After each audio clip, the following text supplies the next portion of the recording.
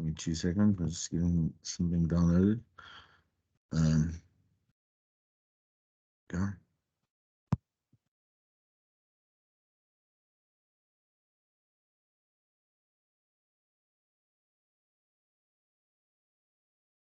Yeah.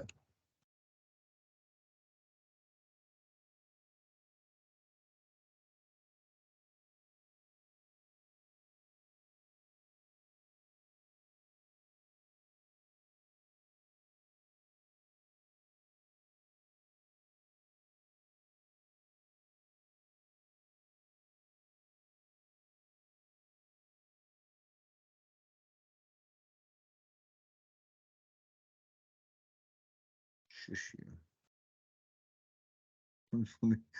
Okay. All right. I think we're okay to go. Um. Okay. Who wants to go first? Let's just go from left to right, because I know always the asking who wants to go first does not work.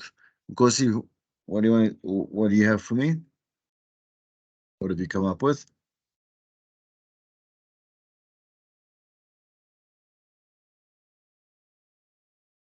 So I was only like able to like get 3 points. It's okay. You But can I think to move from the what is this, the novice to an advanced beginner, is to like work on my weakness as like a radio as a presenter, which is my voice projection and also the breathing. good. And Yeah. then Yeah. secondly is to like find my strongest point. What is it that I'm really, really good at? Is it producing, content creation, and maybe focus on that other than just presenting alone? And then the Yes. third point is to get a professional trainer, maybe someone who has been in the industry like for long, to sort of like guide me when it comes to like content creation, voice Okay. projection, and also the breathing. Okay. Okay, that's good. Like I say, it is very important for us to first again to identify our weaknesses, because they're much more apparent, obviously, and you'll know them much more clearly than your strengths, actually, because your strengths are something that you actually have to do a litmus test for to see whether or not you're actually strong at something, or whether this is a strength that actually translates into obviously something else that's tangible, right? But a weakness is something that already we orchestrated and kind of like almost like trained as a human being to identify and spotlight immediately, just in general. So it is wiser to always start with your weaknesses, and then and grow backwards in a way. You understand? So from from the back to the front. Good. Angie, let's go. What you got?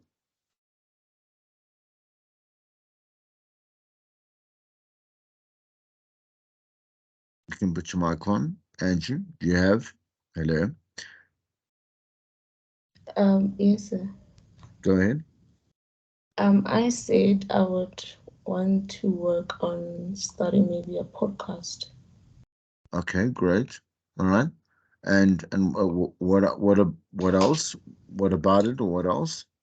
Um, I feel like in this way it would help me to like I don't know how I would put it, but construct like good interviews. It would be a way of me to practice how to have like actual good interviews in terms of doing research and asking the Okay. right relevant questions as well. And I'd then it like you. would, Yeah. sorry. No, no, I say I'd like you to actually use this assignment and create these podcasts for your own brand. Does that make sense? Yeah. Because of the way that they are, that you can basically go in any direction based on, like I say, the articles again are just a springboard, right? I'd like you to actually use these podcasts as part of your brand. That's what I'm saying to you. Wherever you want these things to reside, if it's SoundCloud, if it's I always push Iona. I've been pushing Iona because it's local and because it's professional. like I would create these podcasts for your permanent brand, you know, just in general. So look at it from that way, and then it'll give you also like a bigger personal investment, not only just for marks, you know. But yeah, you were saying, Oh, I was saying, like, having a podcast would actually push me to be like, I don't know how I would put it, but to always know what's happening around me. yes. So to And basically be know know what is it? Know a little bit about a lot, yeah, and a lot about a little, instead of a lot about a little. Yeah. Okay. Yeah. Anything else? yeah, I think it would also grow my social media platforms as well. Right. Okay. Like again, I wanna revisit. We'll revisit digital again, just so that we can build some proper strategies and an understanding of, like, for example, how do we, let's say, promote a podcast? How do we, let's say, just promote our brand as a, and we'll come up with some posts and stuff. So I'll make it really practical, just to make sure that you don't feel so lost in being able to I'll even like I'll tell you which app to download to create some nice banners. We'll create the banners together, that type of stuff. Okay, Kamal, tell me what have you got? So I said I'd develop my skills by learning the theoretical aspects of what is done in the radio station and like willing to Good, be hands on good. about everything that happens, like producing, presenting, and all. That's Good. all I want for now. Okay, that's good. And again, just to kind of again reverb around that, should I say? It is important to, again, like for us to know what other people do is super important because it helps us be better at what we do. And that's, instead of it being a chappy bubblegum statement, like if you know where a sound engineer can help you, and because of what they do, you can utilize them in a certain capacity to make your show sound better. You understand? And then obviously transferable skills from one person to another is what people will always push for, because things they don't want you to occupy the entire day. You understand? So like I say, for me, arriving at a station, it was always the same thing. Like you'd have to approach the sound engineer for initial assistance on how to load things up to a system, how, like, they obviously have certain I say it's like kind of like benchmark criteria for quality, and for, like, obviously, like, let's say how they would, like the defaults that they'll set something up in terms of being able to create certain content. I'm saying certain audio, whatever, like those things need to be shown to you, but then you go and monopolize, obviously, and grow on that. And that's really important. I want to push. I really want to push that when you do this, don't make, again. It is always like an old person saying to a young person, do something, because it's super important. Like, do not waste your time, like I and so many of my generation do and did, where you only focused on your own little sect. So in other words, on air, you are allowed to assist a manager and a middle manager, right? Also, you are allowed to learn more about what they do and how they do it, and be part of that, because you need to move up. You have to move up. That's the thing. Like, don't be stuck like after many years in your career and hit a ceiling, and then say, well, I need to now start to expand my skill set, just so that I could be considered, or even like close to considered, at the bottom range of entrance, you understand, to let's say middle management, to move on and to move higher, right? So that's and again, that's why you, once again, I'll say it very short. So sick of hearing it. I'm sick of hearing it. But you are trained as a media practitioner and professional, so that you have those other skills to be able to then obviously move on. Let's finish up the lesson, okay? Um, and then we can just close up there for today. So so once again, this whole concept, and again, very important. It is of critical importance, should I say, is authenticity. The authenticity of being able to be a real person, which is obviously be the real version of you. And we say that as if it's a difficult thing to do. It is a very difficult thing to do, not because only because you wear so many different hats, like as a person, and you have to behave accordingly on those different caps, right? So as I say, you behave differently as a son than you do as a friend as a colleague as a lover as a acquaintance, an acquaintance as a professional, whatever it may be, right? Like all these are different versions of you. But then now you also have to deal with more personas that you lead on online. Do you understand? So we add another extra certain amount of to that bouquet of where you cannot lose control of your own self identity, right? Because loss of that control and that connection is where you'll lose any sense of authenticity. Authenticity is the way that you will sit down with anyone, and then see if they are troubled, they will tell you what is wrong and what's going on, because they don't trust you with their lives. They just trust you with information, and they know that you want to listen, and they know that they can talk to you because of that authentic human being that you are. You cannot connect with an audience without being an authentic individual. You need to be able to gauge for yourself in life right now whether you are authentic and on what level you are authentic. Does it come with terms and conditions? So, in other words, only if I am with friends and only if I have known them for so long am I 90% authentic with who I am. Or is it only with my parents, or is it only with my mom, or only my best friend, or only with, like, you understand, right? um and the thing is that only people with a sense of authenticity, they are the ones that excel further in life, because people trust them. That means people can trust them with duties, and obviously, like obviously responsibilities, and they gradually, immediately, almost, like I say, move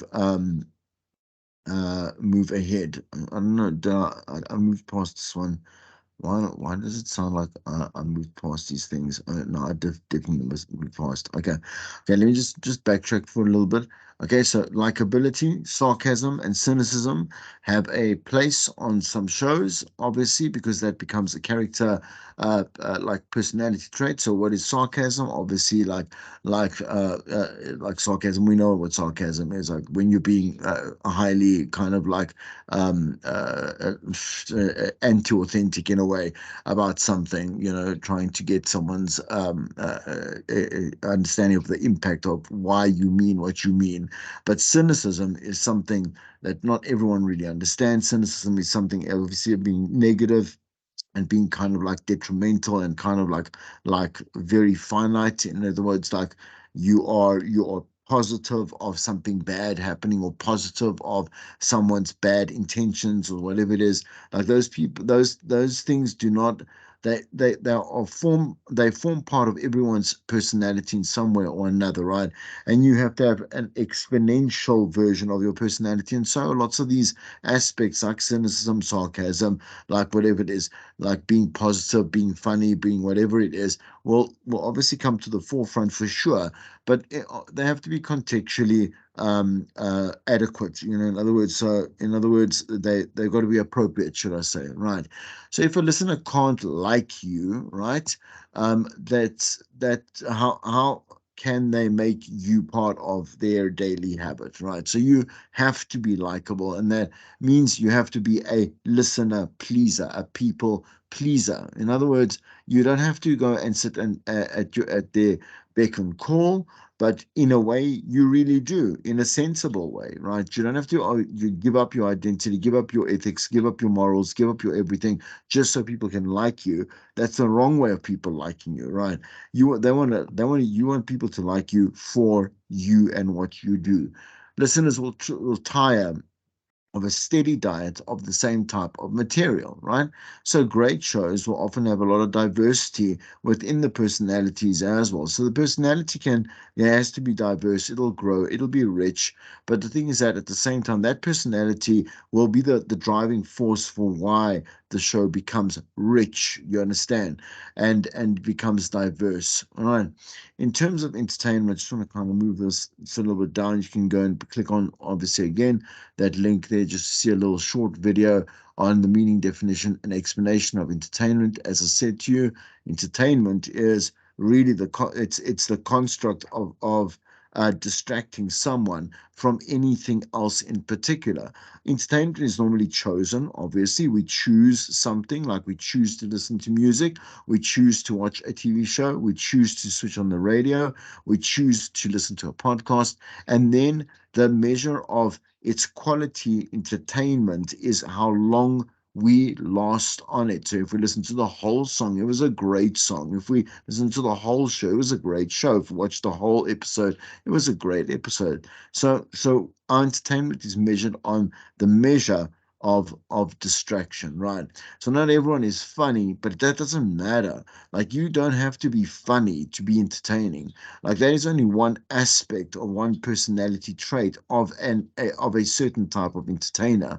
Like, you need to be captivating, and you got to be able to connect with somebody. So everybody is funny in some or other way, only because everyone understands humor. Like, unless you're a sociopath, which a sociopath is someone that has no feelings, like, whatsoever. Like, they don't hate, they don't care, they don't love, they don't whatever it is. A sociopath is that. Like, that is a mental instability. Like, you are and you will be naturally funny because you will laugh at certain things. That means you can also be someone that can be laughed at because you understand what is considered humorous, right? So creating a response is far more important, again, than creating a laugh. But if you can make them laugh, you can make them cry, if you can make them feel, if you can make them think, that is how connection is actually then obviously cultivated and then treasured. And when I say treasured, what do we do with treasure? We bank it. We bank something like a connection, and we want to come back to that, and we instill trust in all of that. Okay. All right. So then this part, authenticity, obviously I've gone through. So in humility, what is humility? Knowing that as great as you are, you acknowledge your greatness, you acknowledge your strength, you acknowledge your strong points, you acknowledge your influence, but you don't let it define your ego. In other words, you don't allow it to class you as better than something else in this world. Okay. So we are taught individualism, we're taught confidence, we're taught all these things, and as a pre-construct for something great and something good that will obviously benefit us as human beings, right? Like, again, all the criticism to individualism, but the whole point is, like I said to you, individualism was it was propagated by Jesus, like saying that you are important as an individual, and what you feel and who you are doesn't matter your stature, your status, or whatever. Like, you mean as much as, again, and we can quote some biblical quotes, but I don't want to show you how far back individualism tracks. Where people think individualism is this new rising thing. It's not. It's not at all. Individualism has always been here. It's only been intoxicated by a bad connotation in the 2020s because of how everyone wants to believe that they are the only one that is important. And what they say is the only thing that is important, right? That is the opposite of humility. That is the opposite of being a humble person.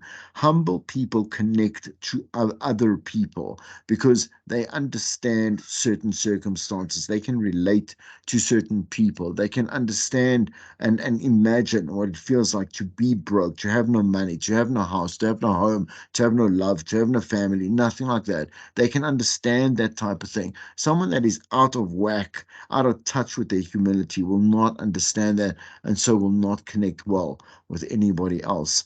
Respecting your listeners is the only way of keeping them. That's the only way. There's no other way, right? So one, when you talk to typical listener, a few things have to become clear. They don't really know what station they're actually listening to. I know that sounds bizarre, but the truth of the matter is, like at the end of the day, if like that's why we constantly have those IDs in there. We have a constant brand, like brand marketing across the broadcast, just because we want to make sure that not only in identity, but obviously the type of programming we do is very reminiscent of let's say a YFM or a Metro FM or a Motsweding FM, whatever it is, right?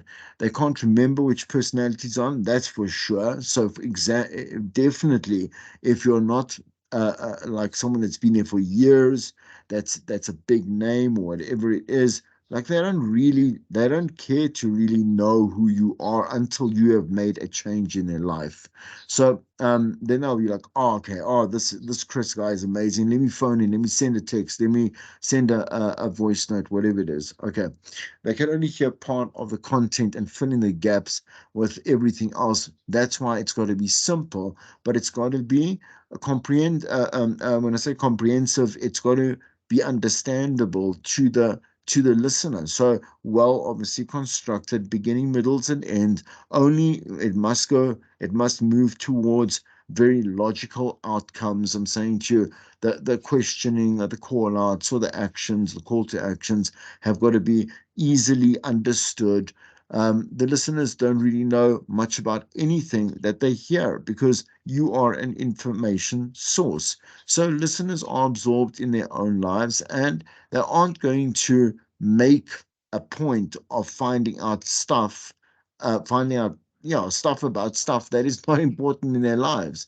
Like radio is there to one, enlighten people, obviously, and to enlighten them more so about stuff that is relevant in their lives at the end of the day as well. So let's keep going, and we're nearly done. Okay. So how about you? How do you respond to your listener?